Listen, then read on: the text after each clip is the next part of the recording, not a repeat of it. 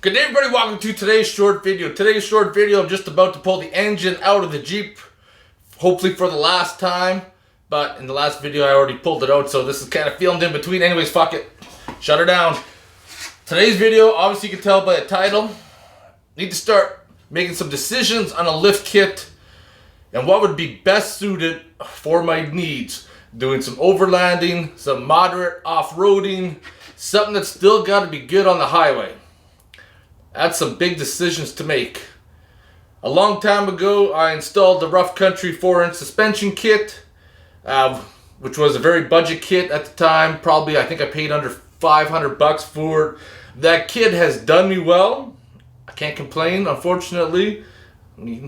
Worked on my Jeep, took me to Alaska and the Yukon. Anyways, that being said, we need to start talking about some options. I need some input from you guys on what to look for.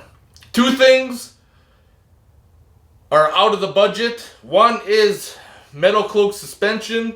I'm a huge Metal Cloak fan. Unfortunately, the price of the lift kit with the exchange rate to Canada, shipping, duty and taxes, I might as well just buy another fucking Jeep for the price of that would be. You know what I'm saying?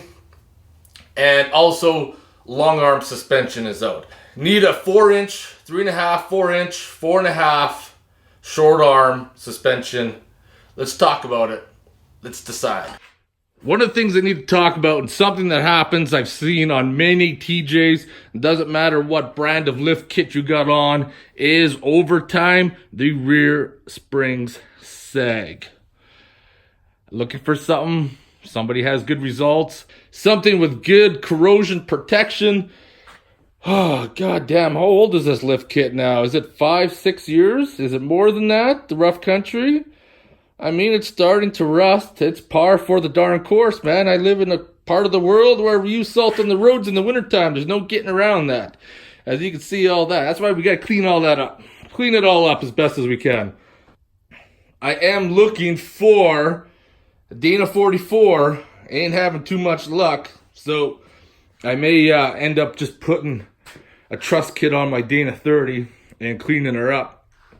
I mean, I don't really want to go that route, but you got to use what's available to you at the time, unfortunately. So, really need some options, guys. What do you guys think? I want you guys to post in the comments below on a lift kit that you guys have liked, that you guys have enjoyed, and what lift kit would be best suited for the LS swap. I want to apologize for the short video, but sometimes these things happen. And like some advice and some input, and we'll go from there. If you guys have any questions or comments, post them below. I want to thank you guys for watching this super short video.